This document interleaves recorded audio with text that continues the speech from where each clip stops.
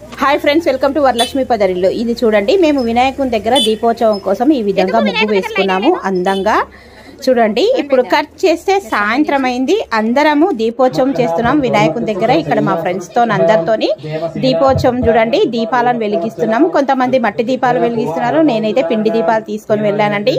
ఓం చుట్టూ అందంగా ఈ విధంగా వెలిగిస్తున్నామండి.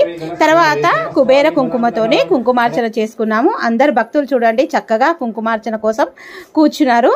ఫుల్ వీడియో కింద ఉంది, కింద లింక్ ఇస్తాను, చెక్అవుట్ చేయండి. ఓకేనా? వీడియో నచ్చితే తప్పకుండా లైక్ చేయండి.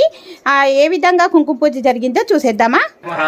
ఓం హ్రీంకారాం భూష భృంగికాయే నమః.